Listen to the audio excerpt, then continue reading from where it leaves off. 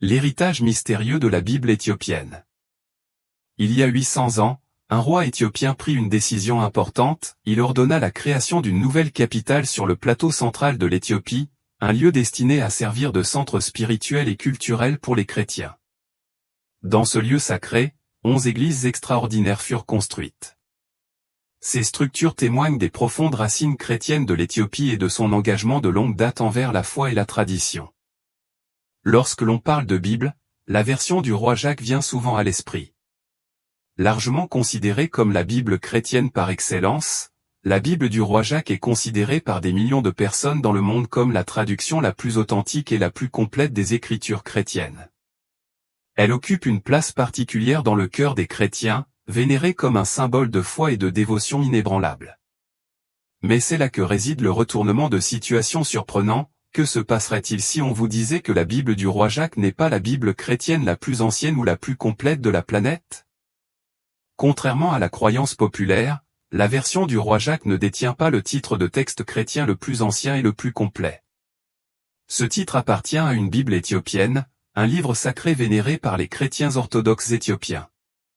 Cette Bible contient des connaissances cachées sur les origines et l'existence de l'humanité, des secrets qui restent cachés dans un mystérieux et ancien monastère éthiopien. Les fidèles de ce monastère isolé considèrent ce livre énigmatique comme leur Bible, un livre qui recèle de profonds mystères sur la race humaine. La Bible éthiopienne aurait environ 5000 ans et représente le plus ancien texte chrétien que beaucoup ont recherché à travers l'histoire. En 1611, le roi Jacques Ier d'Angleterre cherchait à consolider et à normaliser les écritures chrétiennes à travers l'Europe et au-delà. Pendant cette période, il a systématiquement éliminé les écritures éthiopiennes alternatives et anciennes. Les motifs de cette suppression sont enracinés dans des agendas politiques et religieux qui restent choquants encore aujourd'hui. Quel secret cette corruption a-t-elle effacé et pourquoi ces textes anciens ont-ils été jugés si dangereux? Selon les historiens et les experts, la Bible éthiopienne contient des informations incroyables sur l'humanité, des secrets qui pourraient révéler des vérités étonnantes sur notre histoire collective. Ce texte ancien, autrefois caché au monde, est aujourd'hui sur le point de révéler des connaissances révolutionnaires sur nos origines et le cours de l'existence humaine. La Bible chrétienne la plus ancienne et la plus complète au monde. Lorsque nous pensons à la Bible du roi Jacques, il est important de se rappeler son association avec la monarchie britannique et les puissances coloniales européennes. Depuis 1611, ces puissances ont activement promu la Bible du roi Jacques comme texte chrétien dominant. De plus, elles ont imposé cette version aux populations indigènes de leurs colonies, façonnant les paysages religieux et culturels à travers les continents. Cependant, malgré son influence généralisée, la Bible du roi Jacques n'est pas la plus ancienne version des Écritures chrétiennes. La Bible éthiopienne, écrite en GEZ, une ancienne langue d'Éthiopie, est antérieure à la version du roi Jacques de près de 800 ans. La datation au carbone confirme que ce texte ancien contient entre 81 et 88 livres, un contraste frappant avec les 66 livres présents dans la Bible du roi Jacques. Il comprend de nombreux textes qui ont été exclus de la version du roi Jacques, tels que les livres d'Hénoch, d'Esdras, de Baruch et les 3 livres des Maccabées. Ces textes anciens, autrefois excommuniés de la Bible du roi Jacques, offrent de riches aperçus sur la théologie et l'histoire du christianisme primitif. Un trésor caché, les évangiles de Jima. La première Bible chrétienne illustrée au monde a été découverte dans un monastère éthiopien isolé et préservée grâce aux efforts d'une association caritative britannique dédiée à la sauvegarde de son héritage. Ce trésor se compose de 2 volumes qui remontent à la même période historique.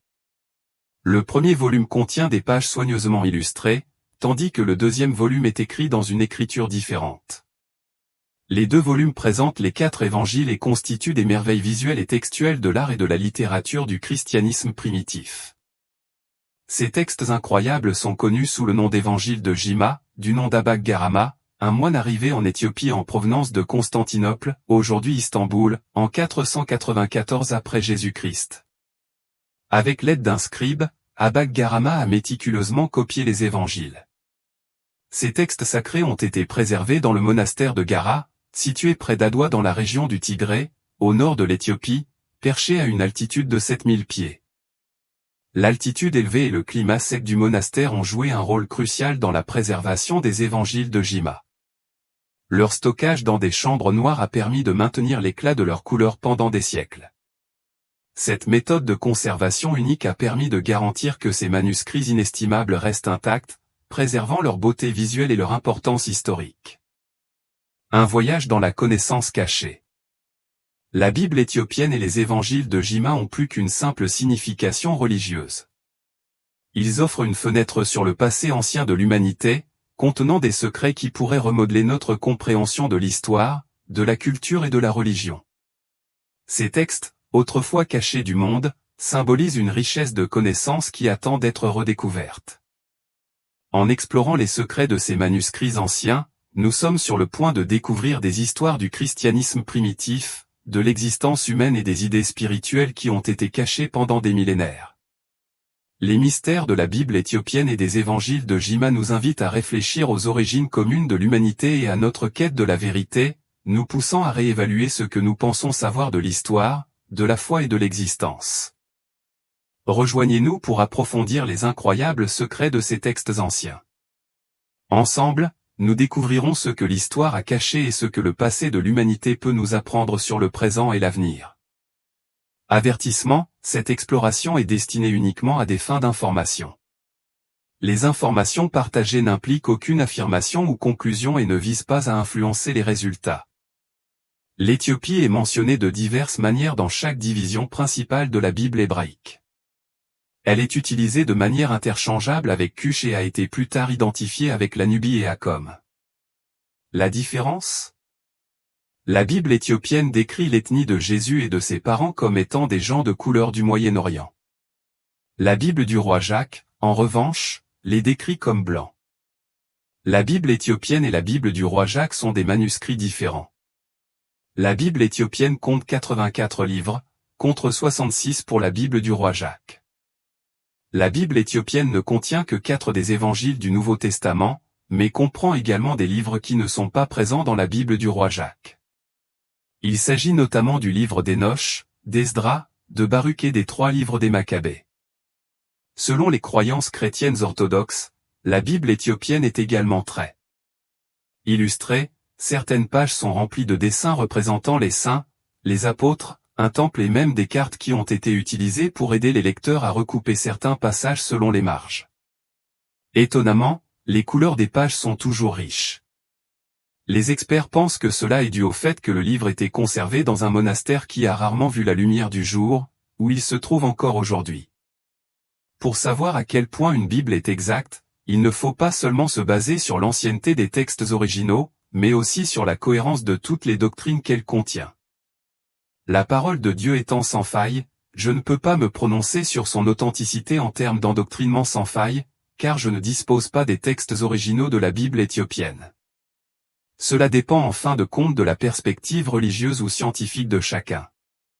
Les différentes traditions et confessions religieuses ont des points de vue différents sur l'exactitude et l'autorité de ces différents canons. D'un point de vue historique et scientifique, l'exactitude peut être une question complexe et nuancée, car elle implique des considérations sur la transmission, la traduction et l'interprétation des textes. Il est important d'aborder ces différences en respectant les diverses traditions religieuses et les perspectives scientifiques concernées. Que pensez-vous de cette perspective ? Le remplacement en 1604, le roi Jacques Ier d'Angleterre autorisa une nouvelle traduction de la Bible visant à régler certaines différences religieuses épineuses dans son royaume et à consolider son propre pouvoir.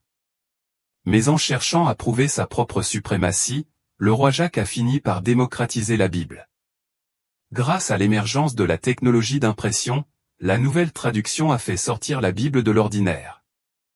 L'Église a le contrôle exclusif de la Bible et elle est directement tombée entre les mains de plus de personnes que jamais auparavant, y compris les réformateurs protestants qui ont colonisé les colonies nord-américaines de l'Angleterre au XVIIe siècle.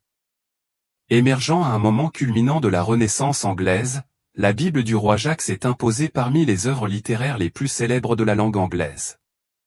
Ces cadences majestueuses ont inspiré des générations d'artistes, de poètes, de musiciens et de dirigeants politiques. Bon nombre de ces phrases spécifiques ont fait leur chemin dans la structure même de la langue. Même aujourd'hui, Plus de 4 siècles après sa publication, la Bible du roi Jacques reste la traduction de la Bible la plus célèbre de l'histoire et l'un des livres les plus imprimés de tous les temps. Lorsque le roi Jacques VI d'Écosse est devenu roi Jacques Ier d'Angleterre en 1603, il était bien conscient qu'il se trouvait dans une situation délicate. D'une part, son prédécesseur immédiat sur le trône, la reine Élisabeth Ier, avait ordonné l'exécution de sa mère, Marie, reine d'Écosse, qui avait représenté une menace catholique pour le règne protestant d'Élisabeth. Même si Élisabeth avait établi la suprématie de l'Église anglicane, fondée par son père, le roi Henri VIII, ses évêques devaient désormais lutter contre des groupes protestants rebelles comme les puritains et les calvinistes, qui remettaient en question leur pouvoir absolu. Au moment où Jacques monta sur le trône, de nombreux Anglais entendaient une version de la Bible lorsqu'ils allaient à l'église, mais lisaient une autre version lorsqu'ils étaient chez eux. Alors qu'une version des textes sacrés du christianisme, appelée la Bible de l'évêque, était lue dans les églises, la version la plus populaire parmi les réformateurs protestants en Angleterre à l'époque était la Bible de Genève. Cette version avait été créée dans cette ville par un groupe d'exilés calvinistes pendant le règne sanglant de la demi-sœur d'Élisabeth, Marie.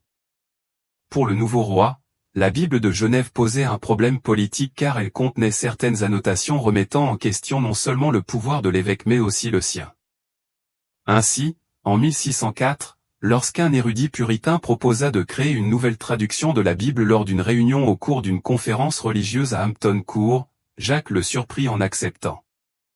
Au cours des 7 années suivantes, 47 érudits et théologiens travaillèrent à la traduction des différents livres de la Bible, l'Ancien Testament de l'hébreu, le Nouveau Testament du grec et les apocryphes du grec et du latin. Une grande partie de la traduction qui en résulta s'appuya sur le travail du réformateur protestant William Tyndale, qui avait produit la première traduction du Nouveau Testament du grec vers l'anglais en 1525, mais fut exécuté pour hérésie moins d'une décennie plus tard. Publiée en 1611, la Bible du roi Jacques se répandit rapidement dans toute l'Europe en raison de la richesse des ressources consacrées au projet. C'était la traduction la plus fidèle et la plus érudite à ce jour, sans parler de la plus accessible. L'imprimerie avait déjà été inventée et rendait les copies relativement bon marché par rapport aux copies faites à la main. La traduction en anglais, la langue du pays, l'a rendue accessible à tous ceux qui pouvaient lire l'anglais et qui pouvaient se permettre une Bible imprimée, explique Carol Meyers, professeur d'études religieuses à l'université Duke. Alors qu'auparavant, la Bible était la propriété exclusive de l'Église. Désormais, de plus en plus de personnes pouvaient la lire elles-mêmes. De plus, la langue qu'ils lisaient dans la Bible du roi Jacques était l'anglais, contrairement à tout ce qu'ils avaient lu auparavant. Avec ses cadences poétiques et ses images vivantes, la KJV sonnait pour beaucoup comme la voix de Dieu lui-même. Pourquoi la Bible du roi Jacques était-elle si importante? En donnant à davantage de personnes un accès direct à la Bible, la version du roi Jacques a également eu une influence démocratisante sur le protestantisme lui-même, en particulier dans les colonies anglaises installées dans le Nouveau Monde. Les puritains et autres réformateurs n'ont pas dépassé l'Église anglicane en Angleterre, explique Myers. Mais dans les colonies, les anglicans n'avaient plus la suprématie car les puritains, les presbytériens et les méthodistes sont arrivés, tous utilisant la Bible du roi Jacques. Pendant ce temps, en Angleterre, les disputes religieuses amères qui avaient motivé la nouvelle traduction de la Bible allaient dégénérer dans les années 1640 en guerres civiles anglaises.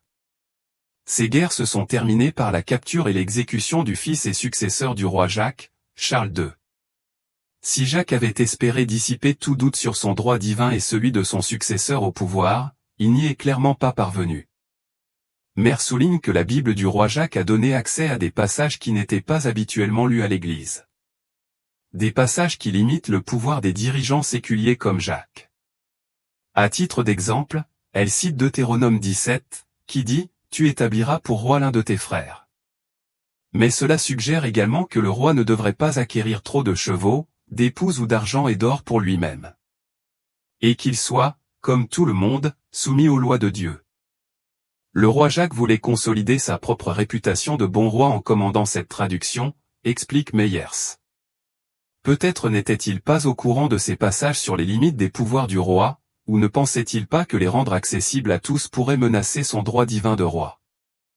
Au-delà des innombrables artistes et dirigeants inspirés par la Bible du roi Jacques, son influence se retrouve dans de nombreuses expressions que les anglophones utilisent au quotidien. Des expressions comme My Brother is Keeper, The Kiss of Death, The Blind Leading the Blind, Fall from Grace, en Eye for an Eye et A Drop in the Bucket, pour n'en citer que quelques-unes, doivent leur existence, ou du moins leur popularisation, en anglais à la KJV. Il est clair qu'après plus de 400 ans, la Bible du roi Jacques a plus que prouvé sa pérennité. Pour la lecture et les services religieux, elle est bien plus majestueuse que la plupart des traductions modernes. Elle a eu une influence très puissante sur notre langue et notre littérature jusqu'à ce jour. Les racines du christianisme en Éthiopie. Retournons dans les hautes terres poussiéreuses du nord de l'Éthiopie. Une équipe d'archéologues a récemment découvert la plus ancienne église chrétienne connue en Afrique subsaharienne. Cette découverte jette un nouvel éclairage sur l'un des royaumes les plus énigmatiques de l'Ancien Monde et sur sa conversion étonnamment précoce au christianisme. Un groupe international de scientifiques a découvert l'église à 48 km au nord-est d'Aksum, la capitale du royaume d'Aksum. Cet empire commercial est né au 1er siècle après Jésus-Christ et allait dominer une grande partie de l'Afrique de l'Est et de l'Arabie occidentale.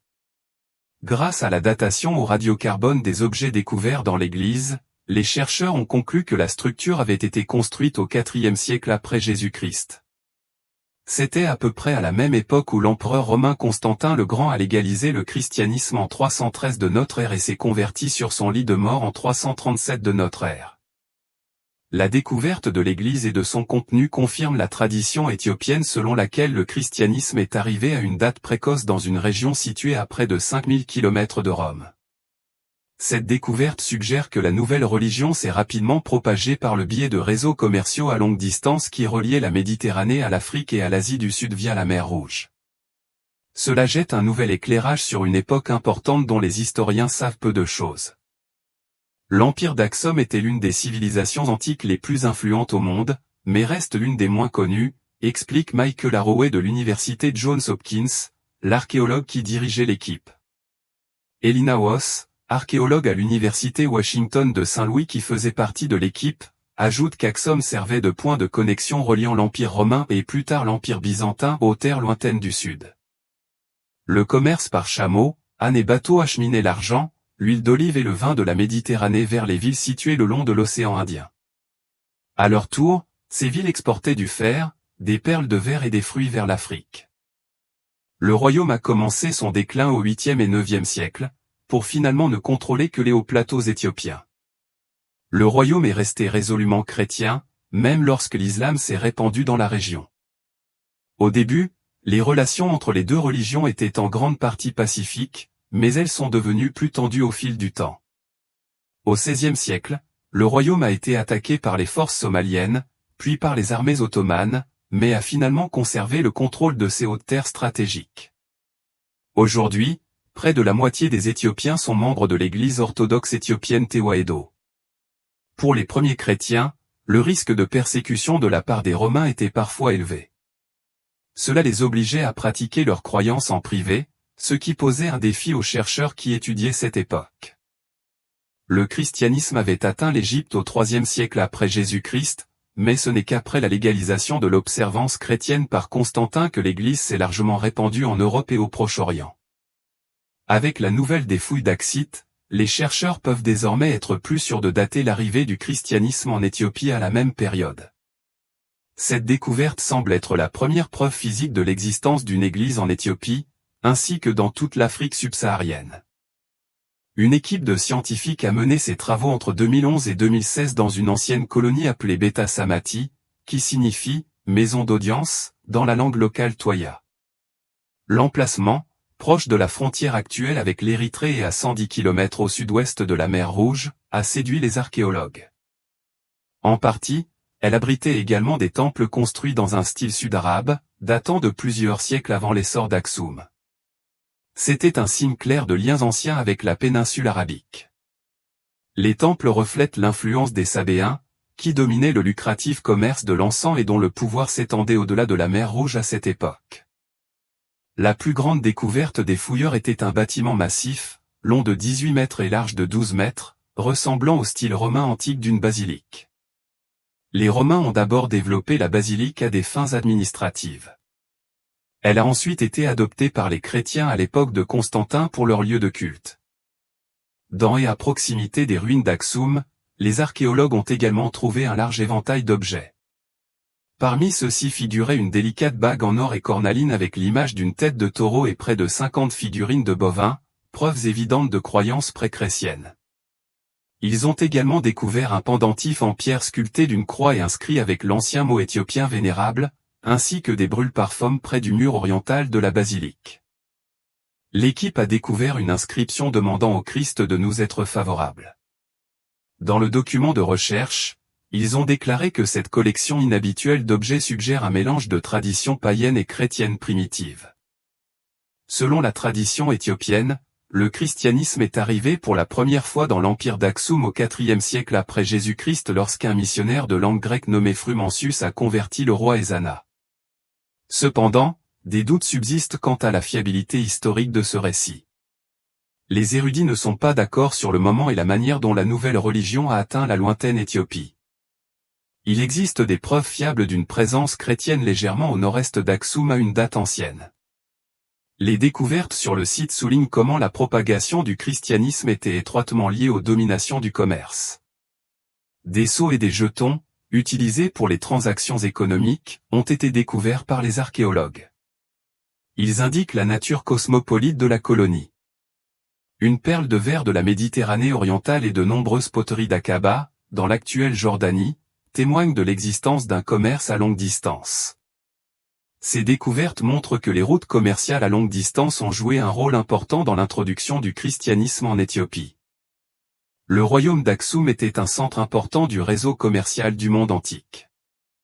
Ces découvertes donnent un bon aperçu de son architecture, de son commerce, de son administration civique et juridique, de sa politique et de sa religion, des facteurs qui jouent un rôle important dans l'histoire de l'humanité, mais qui sont difficiles à examiner archéologiquement, explique Héré. Les découvertes de Beta Samati offrent un aperçu bienvenu de l'essor du premier royaume chrétien d'Afrique. Plus de Bibles que vous ne le pensez. Avant la Bible du roi Jacques, il existait plusieurs versions de différentes sections de la Bible. La première traduction complète fut la Bible de John Wycliffe, qui fut traduite en anglais à partir du latin au XIVe siècle. Parmi les autres traductions de la Bible, on trouve la Bible de Tyndale, qui fut traduite à partir de textes grecs et hébreux. La Bible de Coverdale, traduite en 1535, fut la première Bible complète en anglais moderne. En 1539, la Grande Bible est devenue la première Bible approuvée par la couronne britannique. Parmi les autres traductions anglaises, on trouve la Bible de Genève, qui fut la première Bible anglaise approuvée par un comité. Elle fut également la première à contenir des numéros de versets.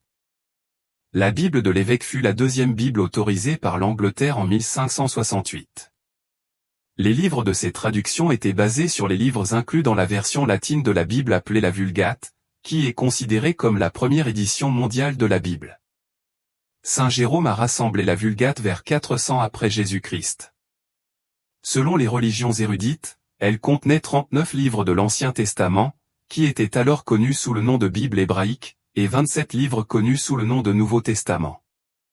De nombreux livres sur la vie et les enseignements de Jésus ont été écrits au 1er siècle, mais beaucoup n'étaient pas authentiques.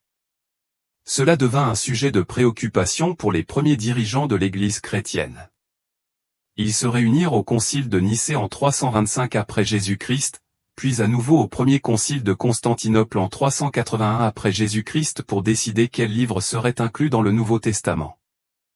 Ils ont déterminé qu'un livre serait considéré comme une écriture s'il avait été écrit par l'un des disciples de Jésus ou par quelqu'un qui avait été témoin de son ministère. Le livre devait également avoir été écrit au 1er siècle et être cohérent avec les autres parties de la Bible. La Vulgate a été utilisée pendant près de 1500 ans, tandis que ce que nous connaissons aujourd'hui comme la Sainte Bible a subi de nombreux changements. Le changement le plus important s'est probablement produit sous le règne du roi Jacques Ier. Le roi Jacques Ier s'inquiétait des incohérences entre les différentes traductions de la Bible qui circulaient au XVIIe siècle. Plusieurs ecclésiastiques demandèrent également une révision, affirmant que certaines traductions étaient corrompues. Le roi voulait une version de la Bible qui répondrait à ces problèmes et fournirait un texte plus fiable. la version de la Bible qui réglait les différences religieuses, ainsi que celle qui renforçait son pouvoir, selon l'histoire. Pour ce faire, il a fait en sorte que 47 érudits révisent la multitude de traductions bibliques existantes. Divisés en 6 groupes, ils ont travaillé séparément sur différentes sections pendant 7 ans. Britannica rapporte que ces hommes devaient suivre des règles strictes pour éviter toute partialité. Ils ont utilisé une variété d'outils pour les aider à créer une Bible savante fidèle à ses langues d'origine. En 1611, la Bible du roi Jacques a été publiée. Grâce aux progrès réalisés dans l'impression, elle est devenue l'une des versions de la Bible les plus accessibles à ce jour. La Bible n'a été codifiée qu'en 400 après Jésus-Christ environ. Avant cela, de nombreux livres étaient considérés comme sacrés ou importants par les Juifs et les chrétiens. Certains de ces livres n'ont pas été retenus. Nous en avons beaucoup aujourd'hui, mais d'autres n'ont jamais eu la chance de les lire parce qu'ils sont complètement perdus dans l'histoire. La seule raison pour laquelle nous les connaissons est que les livres qui ont été inclus dans la Bible mentionnent ces œuvres. Il existe environ 22 de ces livres perdus. À maintes reprises dans l'Ancien Testament, un auteur mentionne avec désinvolture, et bien sûr, vous pouvez trouver ces informations dans le livre X, seulement, nous n'avons plus X. D'après ce que nous dit la Bible, ces livres perdus comprennent l'histoire de divers rois et prophètes, des généalogies et des chants similaires aux psaumes. Le livre des guerres du Seigneur, tel qu'il est expliqué par la bibliothèque virtuelle juive, semble particulièrement intrigant. Il s'agit d'un poème épique sur la façon dont Dieu a détruit les différents ennemis d'Israël. Mais il existe peut-être un livre perdu encore plus important qui ne figure pas sur la liste. De nombreux érudits pensent que 2 des évangiles ont été écrits sur la base d'informations provenant d'un ouvrage antérieur connu sous le nom de source Q. Bien qu'il s'agisse d'une théorie extrêmement controversée, la preuve de la source Q serait l'une des découvertes les plus importantes jamais réalisées. Parmi les nombreuses traductions de la Bible, les experts pensent que la copie originale la plus ancienne a été découverte en Éthiopie. Selon les chrétiens orthodoxes et Alitia, on ne sait pas exactement quand la Bible éthiopienne a été découverte pour la première fois. Cependant, elle a été mentionnée dans un livre écrit par l'historienne Béatrix Plein en 1950. La Bible éthiopienne est souvent appelée les évangiles GMA, du nom du moine qui aurait écrit le livre après son arrivée en Éthiopie depuis Constantinople vers 494 après Jésus-Christ.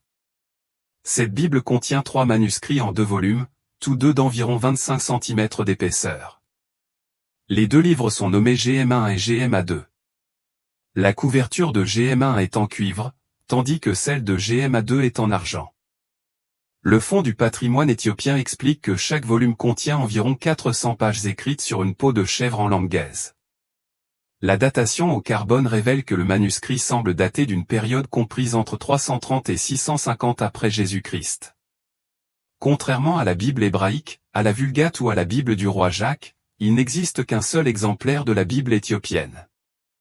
Elle est enfermée dans un monastère situé au bord d'une montagne à quelques 2100 mètres d'altitude dans les hautes terres du Tigré.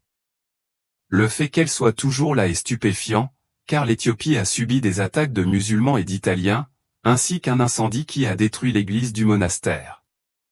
Comme le note le chrétien orthodoxe en 2010, la Bible a été restaurée par le Fonds du patrimoine éthiopien, qui a travaillé à la restauration de nombreux autres objets en Éthiopie. Le relieur Lester Kaon a passé 3 semaines au monastère à restaurer la reliure et à nettoyer certaines pages. L'importance de lire et de comprendre la Bible. Le journal rapporte qu'il a dû travailler à l'extérieur avec seulement le matériel qu'il pouvait transporter parce que les moines ne voulaient pas laisser la Bible hors de leur vue. Cela soulève une question importante, pourquoi la lecture de la Bible est-elle si cruciale et pourquoi vaut-elle autant de dévouement et de sacrifice? Choisir une Bible qui correspond à notre foi n'est pas seulement une question de préférence, c'est une question de nécessité spirituelle. Au cœur même de notre cheminement chrétien, la Bible sert de fondement pour connaître Dieu intimement et comprendre sa volonté pour nos vies. Le livre des Romains offre un aperçu profond de la façon dont nous pouvons en apprendre davantage sur Dieu même sans l'aide des Écritures. Il nous dit que certaines vérités sur l'existence et le caractère de Dieu peuvent être connues grâce à ce qu'on appelle la révélation générale. En observant les merveilles de la création, les gens peuvent voir la puissance et la nature divine de Dieu. De même, la loi morale de Dieu est gravée dans le cœur de l'humanité, une connaissance universelle qui parle de droiture et de justice. Si ces observations offrent un aperçu de la nature de Dieu, la Bible offre une compréhension plus profonde et plus complète du message divin du salut éternel, un thème central et transformateur qui se retrouve tout au long de ces pages. Mais la Bible ne s'arrête pas au salut, elle révèle bien plus, notamment les désirs de Dieu quant à la façon dont nous devrions vivre. À travers la vie des personnages bibliques, nous recevons des exemples de choix qui plaisent à Dieu et de choix qui ne lui plaisent pas. La parole de Dieu agit comme un miroir, reflétant notre cœur et nous guidant par des instructions directes sur la façon de naviguer dans chaque aspect de la vie. La parole inspirée et éternelle de Dieu sert à de multiples fins, elle nous enseigne, nous corrige, nous réprimande lorsque cela est nécessaire et nous instruit dans la justice. Mais au-delà de la simple instruction, la parole de Dieu nous équipe pour être complets dans notre foi et notre objectif, nous préparant à toute bonne œuvre. Lorsque vous vous engagez à lire la Bible régulièrement, vous vous ouvrez à la direction divine et à la clarté sur la direction de votre vie. Plus important encore, vous apprenez à servir le Seigneur avec un cœur qui reconnaît le sacrifice qu'il a fait pour vous. Lire toute la Bible offre une perspective plus large, vous aidant à saisir l'histoire interconnectée des Écritures, le plan de Dieu pour l'humanité et son amour éternel. Cependant, nous devons également aborder la lecture de la Bible avec une intention sincère. Le danger réside dans le fait de lire la Bible simplement pour accomplir une tâche spirituelle plutôt que de rechercher une compréhension et une relation plus profonde avec Dieu. Comment pouvons-nous nous présenter comme approuvés devant Dieu si nous n'étudions pas diligemment sa parole dans le but de l'appliquer dans nos vies? Nous devons nous immerger dans les Écritures afin que notre compréhension de ces vérités devienne précise et exploitable. Une véritable étude nécessite un engagement réfléchi et priant, en utilisant de solides principes d'interprétation biblique pour appliquer ces enseignements avec sagesse dans nos vies. En étudiant fidèlement la Bible, nous acquérons non seulement une sagesse spirituelle, mais aussi une vision pratique qui profite à ceux qui nous entourent. Nous pouvons partager les vérités de Dieu avec notre famille et nos amis, enrichissant leur vie avec la sagesse qui vient d'une compréhension disciplinée des Écritures. Ce partage actif de la parole de Dieu renforce les relations et construit une communauté de croyants engagés envers les desseins de Dieu. De plus, faire de la parole de Dieu l'autorité dans tous les domaines de notre vie est essentiel pour résister aux défis spirituels auxquels les chrétiens sont souvent confrontés. Comme il est écrit, « Mais sanctifiez dans vos cœurs le Seigneur Dieu, étant toujours prêt à vous défendre, avec douceur et respect, devant quiconque vous demande raison de l'espérance qui est en vous. » Ce verset nous encourage à être prêts à exprimer notre foi avec une force douce qui vient d'un cœur pleinement ancré dans la parole de Dieu. Si vous n'avez jamais lu la Bible dans son intégralité, envisagez de commencer ce voyage maintenant. Et si vous l'avez déjà fait, allez plus loin en étudiant les Écritures plus en profondeur. Concentrez-vous sur un seul passage chaque jour, méditez sur sa signification tout au long de la journée et recherchez des moyens pratiques d'appliquer ces leçons dans vos interactions et décisions quotidiennes. N'oubliez pas l'importance de la prière. Remerciez Dieu pour le don de la vie éternelle et pour le trésor inestimable de sa parole. Demandez-lui de vous enseigner et de vous guider afin que votre vie reflète une plus grande obéissance et une marche plus fidèle avec lui. Priez non seulement pour votre croissance, mais aussi pour la capacité de partager la sagesse et l'amour de Dieu avec les autres, en servant de phare de sa lumière dans chaque recoin de votre vie.